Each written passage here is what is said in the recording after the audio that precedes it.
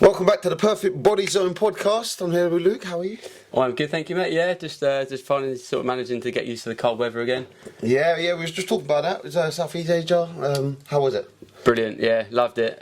Came with challenges, obviously travelling with my daughter whilst building the business. But yeah, it was a great 5 months. But yeah, 30-degree heat, 5 months, and then back to this is a bit of a shock to the system. Yeah, I can imagine. I hate this cold weather. I'm a big baby. Look big, look hard. Get muscle on. But Softy deep down. Yeah. Yeah. The double socks, thermals. Yeah, need it all. I look like a Western cowboy sometimes underneath. So tell us a little bit about yourself, what you do. Yeah, so I am the founder, director of Luke Tomsett Online Coaching. Yeah. So I've been in the fitness industry for 10 years now. So I qualified as a PT. Didn't use the qualification to its full potential at first. Sort of qualified, I was quite young, sort of 21, 22. My focus back then was more about going to the gym, but also the other things that come with life when you're a young 20, going out. So I wasn't really that focused on sort of the gym side of it then. I then sort of drifted through my early 20s with a little bit of PTing here and there, but found myself sort of in kind of dead-end jobs, not really sort of going anywhere in life. Yeah. Ended up going into working in schools. So I was a director of cricket at a local primary. Still in the fitness industry? Yeah, always in sort of fitness coaching, helping other people. So I spent about 4 or 5 years working in schools. Found myself not really enjoying it, not sort of. I couldn't push myself to where I wanted to get to with my career. Yeah. Went back to personal training, more to the outdoor sort of during lockdown, outdoor personal training, so like mobile PTing in parks, which was great. Obviously the gym's shut. Yeah. My benefit was I was fully booked back to back, and it was crazy. But then it got me thinking about, well, what could life be in the next few years if COVID came back, for example. I've got to think, mate, what's best for me. So I then started transitioning all my work to online coaching. Online, yeah. So many do that. Yeah, and I'll be honest with you, it's for me getting the results that you get as an online coach. Yeah. Outweighs personal training face to face. Yeah, because if you think about the PT, you see a PT for 1, 2, 3 hours a week. Yeah. That's great. They'll train you hard for that, then 1 to 3 hours. But once you leave that gym floor, it's very much, it's up to you what you do with your nutrition, your lifestyle, your sleeping, stress levels, all that kind of thing. Yeah. So for me as a PT, I wasn't getting the results in terms of the transformations that I wanted. Moved to online, you get the whole control of the client's lifestyle, the training, everything. And do you feel like you're constantly chasing the check-ins? What, for my clients to check in with me? So I know that's a big thing for online coaches. With your PT, you can see the client, but when it's online, they could be like, I've had a really good week, but they're having a few cheesecakes and slacking off. Yeah, so, the way I like to work really closely with my clients, so I like them to have the flexibility to sort of enjoy themselves. For me, they're not going to be on a strict chicken and rice diet forever, because they will just fail. They'll just give up, because I want it to be sustainable for them. Yes, definitely. There's times throughout the different phases where they've got to be strict, they've got to be a little bit more, say no to their nights out. But in general, I like my clients to be able to enjoy their life still. But with the check-ins, so with my clients I have 2 check-in days, and they basically get a message the morning of their check-in to saying, reminder, check-in day. So they have like a habit that they get used to their set check-in day, check-in time. And 9 times out of 10, they all check in, and it's a super important part of online coaching. It's got to be like one of the most important parts, because with the PTs, old school PTs now, because everything seems to be online. You go to one gym, you see your PT who works at that gym, and that was it. Yeah. And now it's somebody's got 3 or 4 different coaches all around the world. 3 or 4 different. You've got like a nutritionist, you've got a physiques coach, you've got the coaches that help you put on the muscle, the coaches that help you pose as well. Yeah. I've seen so many different ranges of coaches that people have. And talking to Dom, he was like, as a coach, he still has coaches because he's always looking to level up himself. Yeah, 100%. Is that something that you're passionate about, leveling up yourself, always putting more time and energy into it? So I would say probably 50% of my revenue, my income, it goes back into my business. So nice. So I've had a business mentor, because for me, yes, I can coach and I can PT, etc. But the business, the sales and marketing side of it is not natural to me. So I knew I had to invest a fair amount of money into having a mentor. I have like performance coaches within that mentorship, and they teach me the different sort of marketing strategies and sales. It's just smart business, really. Where you kind of don't have a strength or a weakness area, then you outsource it. Yeah, 100%. And you know, for me as a coach myself, I've just recently hired my own coach. Because you know, as you know, when you're growing a business, a lot of your focus goes on your business. And sometimes you can kind of lose your attention away from yourself a little bit. And although, you know, I wasn't gaining I wasn't getting fat or anything, my training just sort of plateaued. I was going to the gym regularly. Wasn't maybe putting 100% effort into my training. Nutrition, I've always been very aware, but I wanted to push myself to that next level. So I've hired a coach, and he's actually prepping me for a photo shoot. Oh, nice. 2 photo shoots, one in July, one in November. And for me, it's very much, I want to sort of walk the walk. And I want to put my clients through photo shoots. And, for me, I can't sit there, put them through photo shoots where, at some point they're going to be eating dust.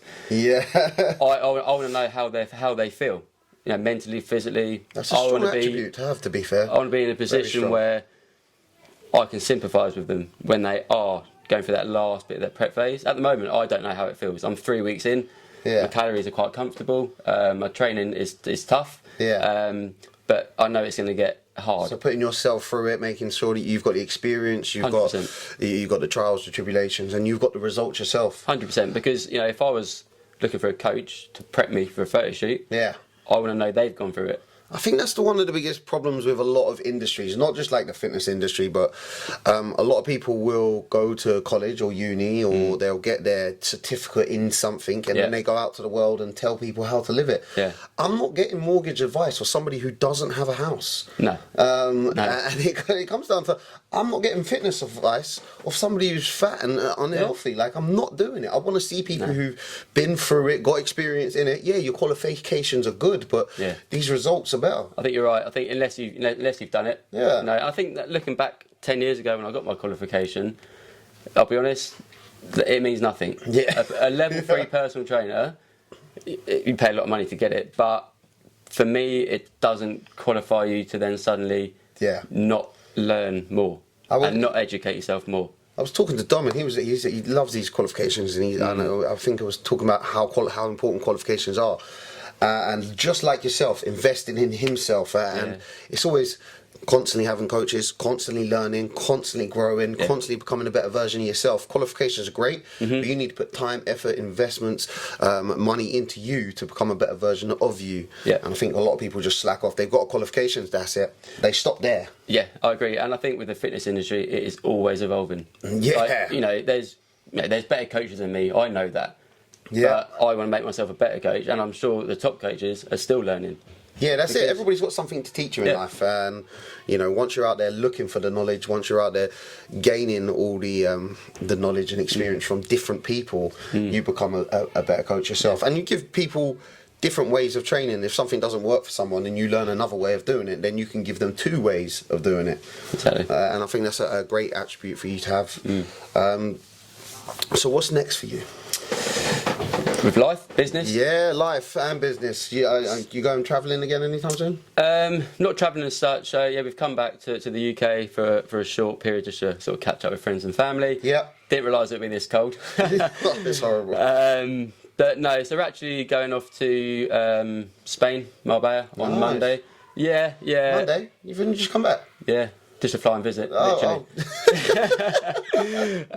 But for me, it's not. There are coaches that they live that quite fancy lifestyle, and for me, it's not that for me at all. It's providing the best I can for my family, my wife and my daughter, and we want to do as much as we can before she starts school in 6 months' time. And those memories are going to be treasured. Exactly, yeah. And I think that's the biggest thing I wanted to sort of put across my social media is, yes, we went away, yes, we were travelling, but we weren't living this massive high life. We weren't out all day, every day travelling. We were, because I had to think about the time zones. Yeah. UK was 8 hours behind. Oh, so all of your clients, so they were waking up at around 2-3 o'clock in Southeast Asia time, PM. Oh wow. So in the morning, it would give me the morning to get admin-y sort of the bits that don't necessarily need client contact. Yeah. In the morning, we'd go out. It'd be very normal life. We might go and see a temple for a little bit, for a couple of hours. But I'd always come back and I'd always be there, bang on 2 o'clock for my clients. For their check-ins and just general, that everyday support. Really, really important thing with online coaching is having that coach 6-7 days a week where they're just a message away. Yeah. And that is really, for me, the most important bit of the online coaching is the accountability, the support, guidance, structure. Even for me as a coach, I use my coach a lot, just a message. Yeah. Just pick his brains, or even just, if you're having a bit of a bad day. Yeah. You don't wake up full of life every single day. And, sometimes you just need that person to lean on and always give you a sort of kick up the butt as well. That's good. I previously had somebody on the podcast and they said one thing about some of these online coaches is they'll get back to you 5 days later, and that's just not. You're paying for a coach to keep you accountable. That's your accountability partner. That's somebody to motivate you, inspire you. Yeah. If it should be every day or some sort of time frame between a message. If somebody's getting back to you 5 days later, you've already decided you're going to slack off on a Monday. They haven't got back to you, so you've done the Tuesday. Yeah. By Wednesday, you've ordered the Domino's. The whole week's gone. Yeah. For me, that's a massive red flag. If your coach is replying within 5 days, sack him. Get Honestly, rid of the coach. For me, I do a promise document thing for my clients. Yeah. I promise this, and I want you to promise that in return. Yeah. And I set them a time limit that I'm going to reply to, and I know the time limit I promise is too big. Yeah. So I say I promise I'll reply to you within X amount of hours. Yeah. I know I'm going to reply a lot quicker. That's good. Yeah. But it's just about, almost not setting yourself up to fail. You're not going to say, I'm going to promise to reply to you within an hour. Yeah. Because if I'm in the gym, I'm not thinking of my clients. Yeah. Not in a nasty way, but my gym time is my gym time. So I know I'll finish, I'll check my phone, and I'll reply straight away. There's no need to take 5 days to reply to a client. No, not at all. Because it's not online coaching. No, but it sounds like you're very passionate about what you do. Yeah. Helping your clients, growing yourself. What about people out there who are looking to get a coach? They're looking to get somebody to help them. What would you reckon that they should? What would your advice be for them looking for a coach? What would be like red flags, or what would be definitely? Oh, that's a good coach. So I think if you're thinking about getting a coach, do it. Yep. Because a lot of coaches have coaches. Yeah. If you're considering getting a coach, then I would 100% recommend to hire one. A few things I did when I hired a coach is my research. So I looked at a lot of different coaches, locally, not locally. I looked at their content.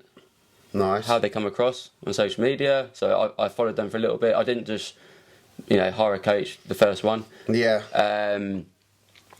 Looked at sort of how they came across as a person, because for me, you have to have a relationship with your coach. You have to bounce off each other. You don't want a coach that isn't interested in you, doesn't go above and beyond to help you. But you've also got, I like to have a bit of banter. Yeah. So I see my clients as friends. Yeah. So sometimes we don't even message about coaching. Paolo was saying the same thing. He was saying that a lot of his clients are friends. He sees them as friends because they're so friendly. And that's what I want to try and create with my team, is that community where we have had a couple of social events. We meet up. Oh, nice. I took my clients out for dinner. It was really nice, because online coaching, it can be quite a lonely thing. Yeah. Because if you think about it, you've signed up to a coach. Your coach could be up north or down south, wherever. You don't really see your coach because it's online. Yeah. And you don't know the other clients. Like, I have a group chat on WhatsApp, so they talk to each other. Oh, that's nice. But they don't know each other, really. So for me, I want to create the community where they make friends, with like-minded people. They can bounce off each other, give ideas, motivate each other, that kind of thing. So something I'm looking to do with my team is more and more is social events or client meetups. Sarah said she does that with Tars group. There's, they have a lot of training days, don't they? Yeah, so they all meet up in like a local gym, and then they'll just have a big session together, which I think is great because you know, you've come together with a common interest, a common goal. Which is really, really good, especially a good hobby to have in yourself. Yeah, and I think that is the most important bit, is having that support with like-minded people. Yes. And also, you need it from your friends and your family. Yeah. A lot. Like, you know, for me, you know, I've made changes in my lifestyle. You know, I've stopped drinking, etc. Yeah. I soon realised who my true mates were and who were drinking mates. Do you know what I mean? Yeah, so often. If you take away drink and drugs from a social group, what else do you have in common? A lot of people would be saying nothing. Yeah, and a lot of people at first were, you know, oh yeah, you're only doing it because, you know, you've had a rough night or something like that. Or, and, you know, there were people that sort of almost joking about it. Yeah. And I said, no, I'm not drinking anymore. Lifestyle change. It's a lifestyle change. I knew it didn't agree with me. I built up this character from a young age, where I was a bit of a jack the lad. Oh, Luke's here, you know, it's going to be a big night, Luke's here. And I knew from early to mid-20s that deep down I didn't want to be this character. Yeah. But I felt like I had to keep living up to this reputation, which, looking back at it, is ridiculous. So much. There's a lot of what I talk about on my personal channel, is the motivation of substance abuse, the alcohol. And like you say, a lot of people, once you take away that common interest of a night out, getting on the sesh, drink, drugs, if you take away those things, how many of them are actually got you back? How many of them really care? How many of them, you know, have got anything else common with you? Yeah, and I found the people that almost joked about it and took the mick out of it when I was told them that I stopped drinking. Yeah. You step away and look at them. Yeah. They got the issue. Yeah. They need to make a change, but they almost deflect the attention onto me for taking the mick out of me for not drinking. You get that common, it's the common, don't be boring, you're under the thumb, you've changed. You've changed. Like, and it was the classic, the old Luke wouldn't have done that, or the old Luke would have done that. And I'm like, yeah, but I'm a far better person now. You know, I'm building a nice business. You know, I want to take it further. But I think if I was almost where I was 6-7 years ago, I probably would never even be an online coach. Yeah, exactly. And you put the time, effort, and energy and money into yourself. Like, would you have gone travelling? Would you have built a business? Would you have got the income that you got now? Would you have the opportunities you got now? No. All by sitting down the same boozer with the same people, drinking the same drinks, and working the same jobs. Yeah, like going nowhere. I'm very unhappy. A lot of people are in that social circle or that lifestyle, and it's wake up, go to work, go out. Wake up, go to work, go out. Spending money on a Friday, Saturday. And then they're like, oh, I fucking hate life. Everything's so shit. Well, why didn't you change it? No, I can't change it. Then you change from that social circle. Oh, you're out of order for changing. The whole aim in life is to change. Just go round and round in a vicious circle, and that's it. And for me, you know, investing hundreds of pounds a month into myself is a lot more beneficial than spending hundreds of pounds on going out, getting drunk. But people eating don't rubbish want to hear food. That. They don't want to hear that. No, they don't. No chance. There's no way that anybody sitting down the pub, anybody sitting down the boozer, you know, they're doing the same shit day in and day out. They're sitting around with their loser mates doing loser shit. I get it if some people want to have a nice night out, but most of the time, everybody hates their lifestyle. They're moaning, they're bitching to each other, they're lying, they're cheating, they're drunk, they're on drugs, and then they won't take responsibility. And then they'll blame everybody else for changing. You know, many years ago, I remember I used to sit around somebody's house, and all they would do, the whole lot of them would smoke weed, and I've never smoked. And I remember going out on a night out once with a different group of friends, and when I come back, that household started saying, oh, you're a blowout, how could you go out with different friends, how could you do this? Like, what, because I didn't sit in this house, watch you lot smoke weed while I drank alcohol. Like, I just socialised with one group for one night, and that's, I think, as soon as you break those social circles or those repeated actions, people will get offended because you levelled up and they didn't. Yeah, 100%. And that's what I was saying about people that almost took the mick out of me for it. Yeah. They've got their own problems. Massively. But they can't accept it. No. And then they can't take action to change themselves. Responsibility. It's one thing that a lot of people don't accept. That, you know, it's one thing people will avoid just to blame others. And that's something that comes with age. And it's when you see the people in their mid to late 30s, 40s that are still doing the same thing they're doing when they were 20. Oh my. Grow up, come on, like do something. Massively. But as we were just talking about lifestyle changes, if somebody wanted to change their mundane lifestyle, drink, drugs, going to the pub, you know, they want to level up, they want to change their lifestyle, they want to change their job, what would be your advice? I guess it all comes down to sort of what level they're kind of at the moment. So for me, when I decided to just not drink on the head, Yeah. you know, I could go 2-3 weeks and I wouldn't even drink. Yeah. And then it'd be that one night where I would drink. Yeah. And then I would drink and drink and drink. Yeah, that's unfortunately once they've had a little bit. Yeah. And for me, it was that, having that control. And I decided to take control and just stop drinking. Yeah, I think there's a level that if someone is almost dependent on that kind of substance, that they're going to need some help, aren't they? I think. Maybe get an online coach. Yeah, I mean, having an online coach for 100%. You know, if you just want to level up your general lifestyle, become healthier, create healthier habits. You know, for me, it's, and a lot of other coaches, you look at just little things like your daily steps, how many steps you're getting. Yeah. And it's frightening how few steps a lot of people get when they sign up. You know, they fill out their pre-application forms, and it's about how many steps you're currently doing. Yeah. A day, and you think, wow, like you spend a lot of your day sat down. And it's about looking at each individual client's day, their job. Yeah. Because not everyone works 9 till 5. Not everyone is sat down all day. Some are on their feet. I've got PE teachers. I've got businessmen. So I've got various clients. And it's the ones that are sat down 9 till 5. We look at their day and we think, right, well, how can we increase your step count? Because you can't be. Step count's big, yeah. It's so big, for, you know, especially for weight loss. If you want to, shift some fat. Moving more, just moving less, in general. You know, yes, you can go to the gym, but that's only going to account for 10-15% of your sort of total calories for the day burnt. Yeah. So we've got to look at the whole day. Well, how can you change what you're doing now to be able to get more steps in? Yeah. Can you get out in the morning? Can you wake up that little bit earlier? Well, no, because I go to bed at midnight. Okay, well, let's look at your sleep. Can you get an earlier bedtime? So changing small routines.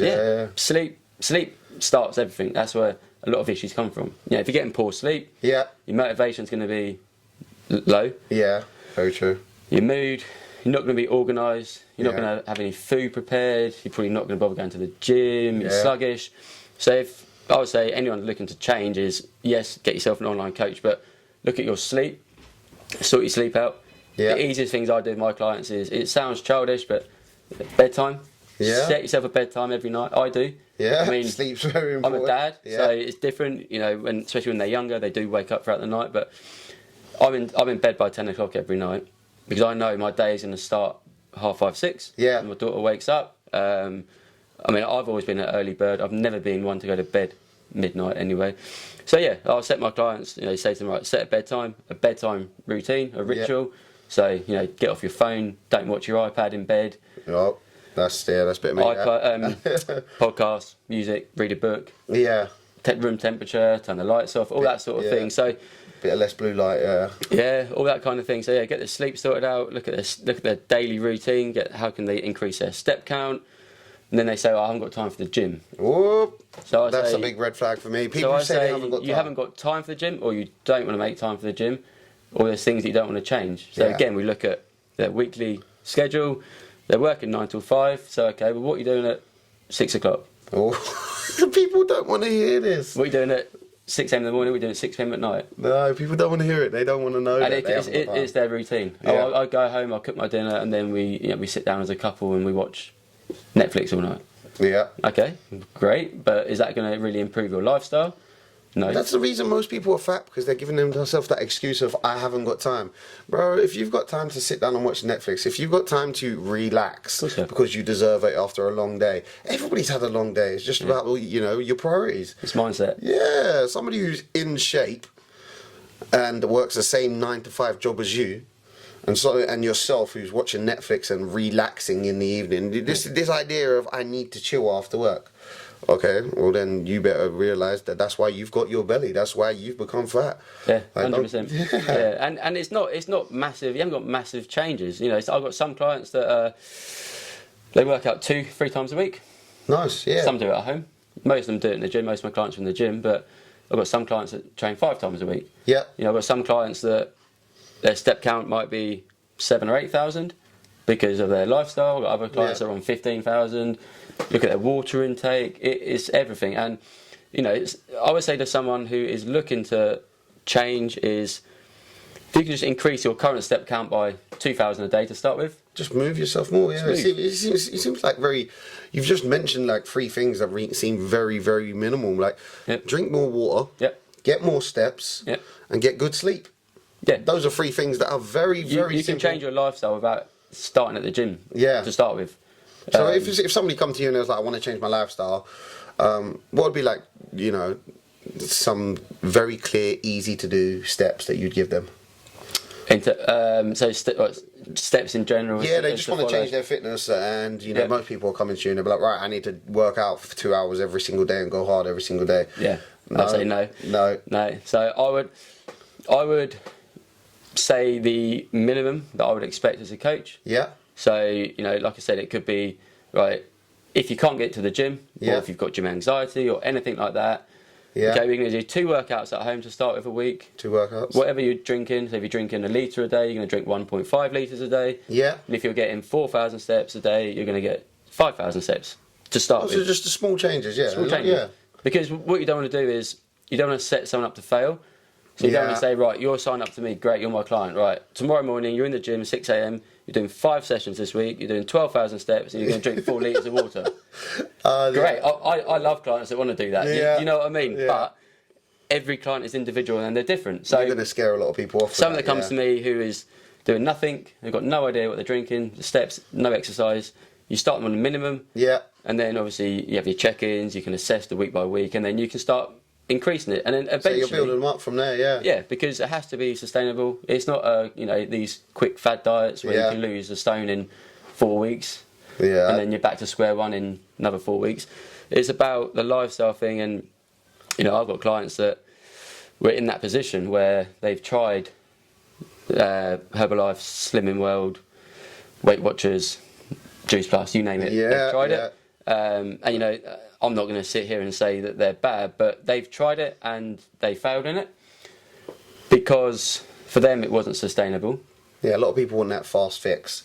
You know, everybody wants that overnight abs sort of thing. Yeah. Fast fix, but then you fail quick. Yeah, skinny coffees. I'm going to drink this coffee for a month, and that's it. I'm going to have those abs, and I'm going to be losing so much weight. Yeah, and you know, and I've had clients that on the initial consultation call with me were in that position, going round and round in circles. They've done it for 2 or 3 years. They lose weight, they gain weight, they lose weight. They yo-yo diet. Yeah. And then you know, within a month, 2 months, 3 months with me, it becomes their routine. They plan their life around their gym sessions. They plan their life around getting out of their steps. Yeah. You know, they plan their food shops better, and they actually invest in themselves. They save money, which for a lot of people, when I explain to them, they're like, I'll just, yeah. well, if I'm paying X amount for a coach, how am I saving money? And I say, okay, well, let's look at where you're at now. Yeah. What do you spend? Yeah. Oh, well, I'll get my lunch out every day. Okay, well, what do you get? I'll get a meal deal. Meal deal. What are they, yeah, £4? Go and get a Costa Express coffee there, £3.50. £7, £8, £9, £10 a day you're spending. Oh, it's ridiculous. Just I got on coffee the other day. It was £5. A sandwich and a coffee. You know, times that by 5, 30, 40 quid a week. Meal prep's less than that. So you go shopping, you make a list, you keep it simple. You don't need to make, you know, 5-star gourmet meals every day. Keep it simple. You know, for me, I eat same lunches every day. My breakfasts are generally the same because it works for me. Yeah. It keeps the cost down.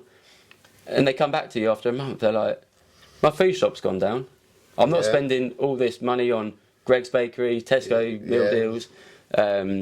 Coffees, another one. You look at their coffee intake.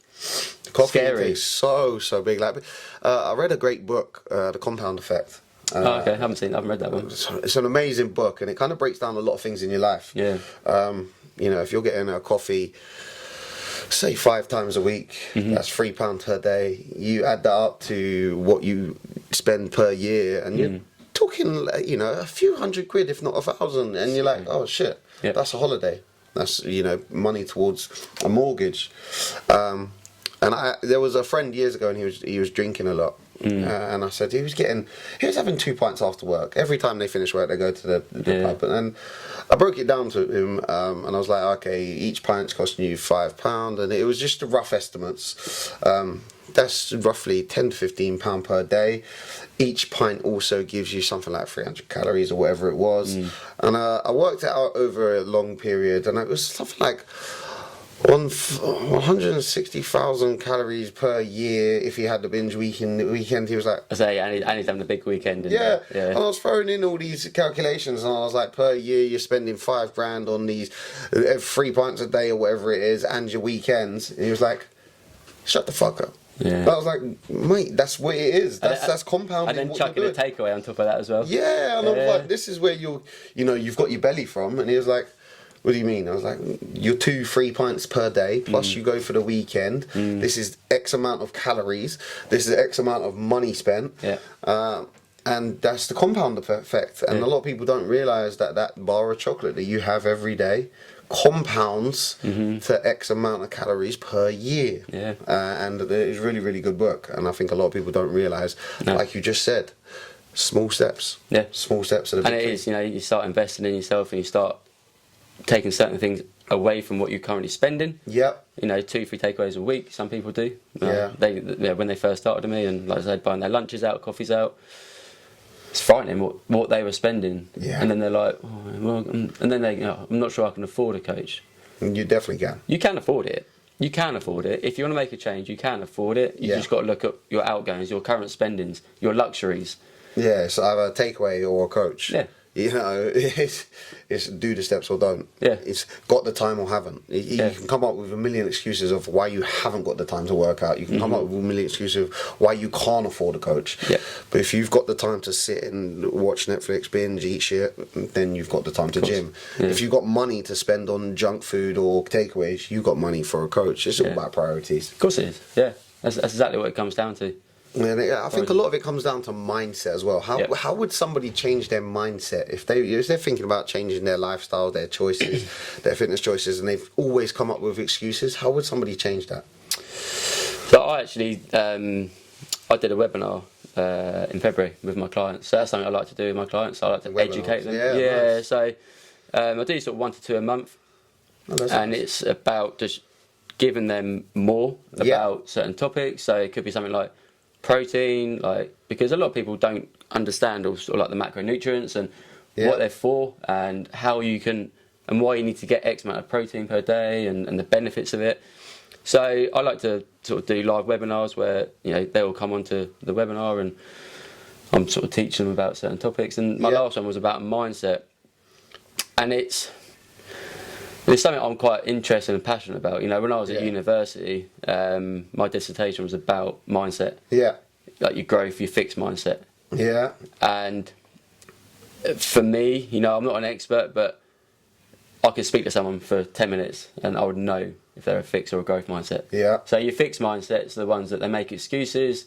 If they fail, they see that as like a negative, not willing to learn, to better themselves, to educate themselves, to get better. Maybe I might have been that once upon a time. Yeah. In my younger days where I thought I knew it all, and clearly I didn't. Now, I'm very much into a growth mindset where if I fail at something, I see it as an opportunity to learn and be better. Yeah. I want to know more, like investing in myself, in coaches. I want to grow my business, and I think it is possible to change your mindset. Yeah. Of course it is. Everybody can change. Everybody's got the ability to. It's just most people choose not to. Yeah, that's what it comes down to. Mindset is massive, because you have to want to do something. Yeah. To do it. There's no point hiring a coach and you're thinking, I don't know if I even want to do it. Yeah, so I think a lot of people look at hiring a coach or having a gym membership, and the novelty wears off within a few weeks, few months, and they're like, fuck it, I quit. I give up. So how would somebody stay on track with that? Not giving up too soon. Yeah, so like I mentioned earlier, it's about keeping it sustainable. Yeah. So it's about encouraging them still to enjoy their lives. So I'm not going to say to them. So I've got a couple of clients that they've got children and they like to have their little fish and chip Friday. Yeah, nice. And I'm not anyone to take that away from them because that's what they've done. Yes, I talk about making changes to your lifestyle and things like that, but it's a family thing. Yeah. So we sort of plan around that. So I sort of factor that into their weekly routine. So yes, I think sustainability is really, really important, and I think having a clear journey, pathway, and goals. Because if you say to someone, right, you're in a fat loss phase, that's it. They're probably thinking, well, how long am I in a fat loss phase for? Yeah. Because I think humans, they want to work towards something. So if you've got a goal, like an end goal, so right, you want to lose 15 kilograms, let's set that as your long-term goal. Yeah. But that's not enough. You need to have things to work towards throughout that. Yeah. So short-term, medium-term goals. Yeah. And it's also about communicating with your coach as well. So, like, no one can diet for 20 weeks. Yeah. You need to have your diet breaks in there. So if you're feeling like fatigued mentally, physically, that's where you're going to lose your motivation for the gym. That's where you're just going to say, fuck it, I'm out. So how do we stay on track? Tell your coach, right, I'm feeling tired, physically, my lifts are feeling heavy, I'm not progressing them. So deload weeks. Yeah. Diet breaks. Yeah. So diet break is not an excuse to go and eat like an animal. Yeah. It's you're still eating the foods you're eating, you're having more. Yeah. So you're taking your mindset away from your weight loss. Yeah. Because a lot of people can get quite obsessed with it. Yeah, very much so. A lot of things. Scale weight. Yeah. Yes, we do use scale weight, but we use more than just scale weight because there's so much that can affect your scale weight. I think a lot of people fall victim to that as well, especially when they get down the gym. A lot of people start the gym, they start working out, they come down to places like this, Perfect Body Zone, they'll get all the supplements, all great supplements, they'll work out for a while, they'll go step on the scales. I haven't lost no weight. This is bullshit. I don't know why I try. I've been down the gym for 1 month or I've been down the gym for 2 months. I can't believe that I put on size. I'm taking all my supplements. I've done everything. What they don't realise is, one, muscle weighs a little bit more. 2, you might just be a bit water heavy that day. 3, you're just looking at a scale. So, you might have lost inches around here. You might have 100%. Lost inches around here. And you've just looked at that and you thought I failed. Yeah. And there's so much that can affect the scale weight. So, like I said, when my clients start, I look at their water intake. Yeah. We straight away, we try and up that by at least half a litre. You're going to be holding on to more water. Yeah, it's not a lot, half a litre. No, it's not. No. Your stress levels, your stress levels are high, it can affect you're holding on to water, scale weight, if you have a poor night's sleep. If you train late on like a Monday night, and then you weigh in on the Tuesday, your body's going to be holding more, your muscles going to hold more water from training late at night. You're going to appear heavier on the scales. I've got clients that have only lost like 3 or 4 kilo, but their physique has changed. It's transformed. They're wearing clothes that used to be tight on them, now too big, but they've only lost like 3 kilo. I say it to a lot of people when they come to me for like fitness advice or working out because they've seen me working out over the years or help people with some advice. They'll say, "Oh, I stepped on the scales. I stopped doing that. Stop doing that, motherfucker." The first thing a lot of friends and family do. Well, I weighed myself and I'm say 15 stone. Yeah. I've been working out and I'm still 15 stone. Yeah. Do the clothes fit better? Measure yourself. Yeah. Pictures. Yeah. A lot of people taking pictures of yourself is massive. Out of their comfort zone. Yeah, and you only have to hold them on your own phone. So is that a massive thing for a lot of people should be doing? Do you think pictures are definitely a way to go for somebody working out, even if they haven't got a coach? Yeah, 100%. Because, and even sometimes you can't even see the change in yourself. Yeah. I had a client, she won't mind me saying, her name's Lisa. I put a transformation out about her 3 or 4 weeks ago. And she was very reluctant to upload any pictures onto the app that I use. So for me as a coach, I didn't have a lot of data to kind of work off. It was just, she's in a great routine. She loves her lifestyle, blah, blah, blah.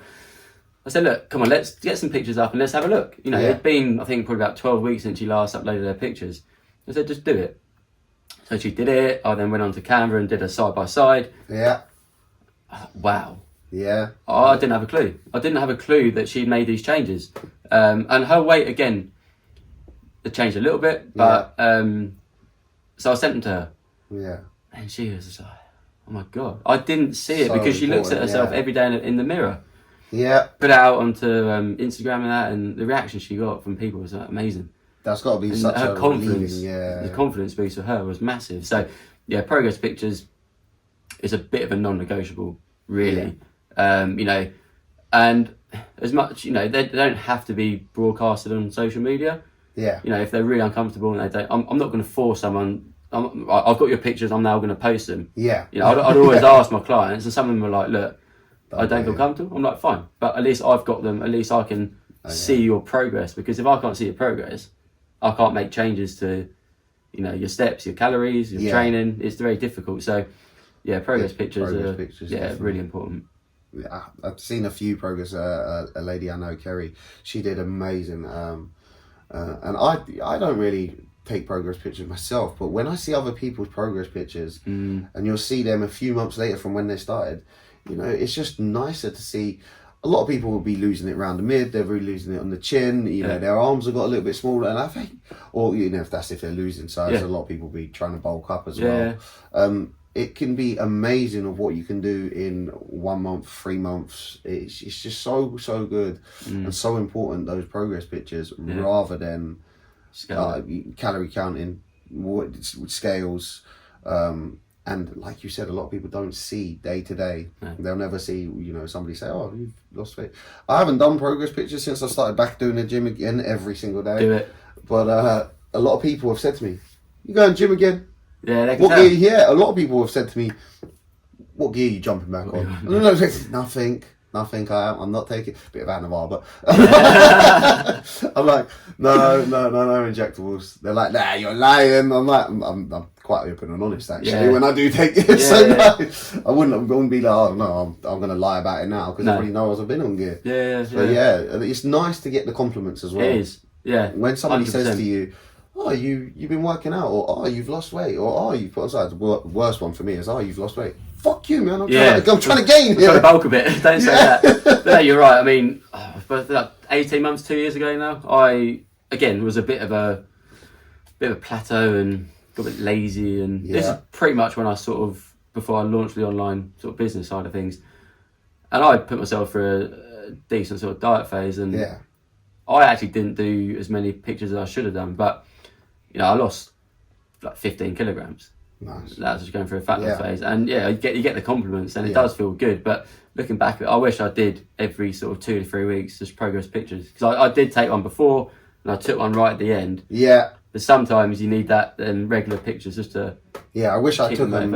You know, when I was in a bad place, probably 2 months ago, I should have taken a picture then of when I was a bit chunkier, because I can see now more definition, more size coming back, and I'm a lot happier now. My energy level's gone up. Yeah. But I'd like to have taken a picture back then when I was a little bit of a chubby fuck. Yeah. Because I could have looked at it and be like, chunky. See, this is use where you was at. Use that as motivation. Yeah. Don't go back there, chunky. When you just mentioned energy levels and that. Yeah, that's, as soon as you that's start the working. biggest sort of byproduct from having a good lifestyle. Well, one of the biggest things for me is you get out of bed, you spring out of bed. Yeah, coughing. So when did I start working out again? I started taking it serious again probably about 2 months ago.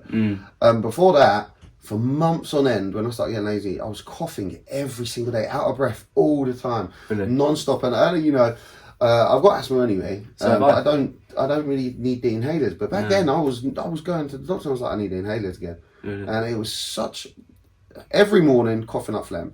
All day coughing, and you know, I felt really unhealthy. I was like, "Is this long term? Am I dying?" Yeah. And I started, yeah, I'm telling you, like, I better get the test. Let me get my mask. But since I started working out, I've stopped coughing. I stopped getting out of breath. My energy levels have gone up. Yeah. You know, and I feel like a fitter, healthier person just by working out for the last 2 months. Yeah. And I think to myself, I spent months on end coughing, feeling like shit, low energy levels, feel like I was dying just because I didn't go to the gym. I didn't prioritize my health. And just getting down the gym, you know, I haven't gone mad every single day. I haven't, you know, spent 4 hours on the treadmill trying to bust my gut. But that has, the cough's gone. Yeah. The feeling of sickness gone. Yeah, yeah. And mentally, you're probably feeling. Oh, mentally, I'm back in there. I'm like, I'm walking past the mirror. I'm like, yeah, come on, bro. You got this. You got this. You sexy. Let's go. Love it. Just wrapping up, what would be free supplements? Somebody come to you and they said, I want to change my lifestyle, I want to, gain more muscle. What would be like free supplements that you'd advise to someone, as we are in Perfect Body Fitness supplement shop? So if you had, someone that is going to the gym, then the first one I would always say to my clients is protein powder. Protein, yeah. Like a whey. And then what type of whey they would have, it would be depending on their gut as well. Yeah. So their digestion.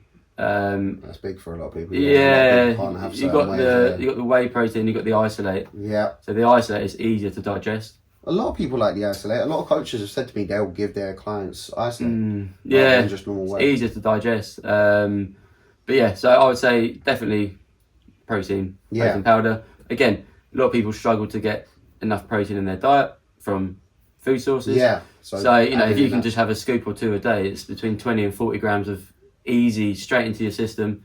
I was just looking for an isolate there. Oh, whey isolate. A couple down here, yeah.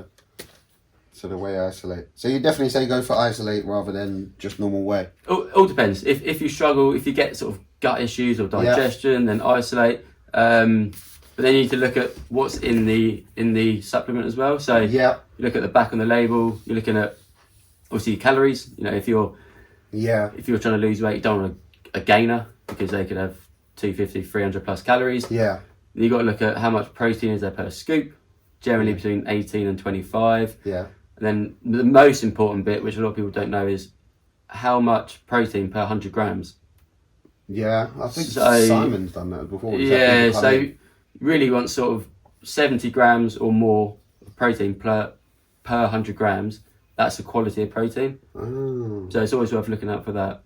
So a lot of people just come down and they'll stick it in the shake and be done. Yeah, they'll see. I use that Optimum Nutrition. Is that the gold standard? Yeah. I love that one. But yeah, a lot of people just obviously they'll see whey protein and chuck it in, and again, it's better than not having anything. Yeah. But that's the go-to. Someone looking to increase their strength. Yeah. Creatine. Oh, creatine. Yeah. So it's going to improve your strength, your actual performance. It's not going to build your muscle, but it's going to help you lift more, which is then going to obviously help you build the muscle. I like using BCAAs. Yeah. Just help with like fatigue and things like that. So BCAAs, yeah, I've got a BCAAs. So yeah, I'd go for protein powder, creatine, BCAAs. Most of my clients will have a whey protein or isolate as their standard one. So they're the three I'd go for. Yeah, I massively agree with the creatine. So underrated. So many people. Yeah. You'll work out longer. You'll work out harder. You'll feel the benefits. Yeah. From a good creatine. Yeah. I think I actually need to pick up creatine today. Well, here you go, perfect place. Yeah. And a pre-workout. I'm running out of pre-workout. Did you take pre-workout? That's another one. I probably should take it more. Yeah. Yeah. I don't know. They're good. They are good. Very good. Yeah. They are good. And again, I think you need to do your research as well because there's obviously different strengths. And if you have too much of one, it can send you. Sometimes you do feel like a bit of a crackhead. You get to the gym and you're itching and you're like, oh my god, what is going on? And I think I will be getting that back into my routine. Actually, the pre-workout. So there's 3 or 4. I would say they're sort of your go-tos. Yeah. Right now, I think a lot of people are loving this Dorian Yates pre-workout. I haven't tried, but I've seen a lot of it around. Yeah, the few people that we've had on the podcast, Dorian Yates. I'm currently on the bubblegum Dorian Yates pre-workout. I think Joe Badden might have Dorian Yates. Yeah, he said he likes it. He had the kiwi one, mango and kiwi, I think it was. Yeah. And I think, who else was it? I don't know if it's Dom or Matt. They both said that they love the Dorian Yates kiwi. I've got the bubblegum at the moment, but the Dorian Yates cola, sweet, absolutely beautiful. I've got a massive sweet tooth. Yeah. But it's like the old cola cubes that you used to get the big mix. Yeah, it's lovely. And I'm like, can you have 5 pre-workouts a day? And you're like, probably not. It's probably not. No. But it's so. Also, I think with pre-workout, I guess it kind of depends what time you train as well. Yeah. If you're going down the gym at 9 o'clock at night, yeah, might not be the best thing. Yeah, not If at all. if you know if if that you've got a normal sleeping pattern, yeah, because you get back and you're wired. yeah, you're laying not in gonna bed be like, I sleeping. shouldn't have done that. I should not have done that. No. Yeah, many times I've taken a late pre-workout when I used to go to bed normally. Yeah. And I'll be like, I should not have done that. And just getting to like 3 a.m, you're like, why am I still fucking awake? Yeah. What is going on? And you find yourself doing random stuff like, yeah, definitely needed to lift these sofas up at 3 a.m. to get underneath and start cleaning. Yeah. So yeah, definite certain times for pre-workouts. Yeah, but no, something I need to get back into pre-workouts. Yeah. Definitely now my calories are going to start dropping. Yeah. Strength's going to be going. It's going already. Well, as you said, I had a late night. I am looking forward to going into the gaining phase. Yeah. When my coach puts it in. Yeah. So just as we're wrapping up, where can people find you? How can they get into contact? So Instagram is my Instagram handle is at @LukeTomsett_coaching. Yeah. That's generally where a lot of my contact comes from. Yeah. On there, if you're interested in online coaching, there's in my bio there's a pre-application form. Nice. Just literally fill it out, and then obviously I'll get in contact with them. Book their sort of free, no obligation consultation call. Lovely. On these calls, it's for me to try and help them as much as obviously I'd like them to sign up to the business, but you know, for me, it's them taking some value from the calls. Yeah. That if they generally can't afford online coaching, they've taken something to start their journey. Yeah. They might then look back in a month or two's time and think, that was amazing, I'm not making progress, then they might invest. Yeah. So yeah, I like to offer the value. But yeah, so at @LukeTomsett_coaching. I have a Facebook page, not so active if I'm honest, but yeah, it's just at Luke Tomsett Coaching as well. But yeah, no, Instagram. Beautiful. Yeah. Well, thank you very much for coming on. Thank you for having me, mate. It's been good. All right, we're out. Peace.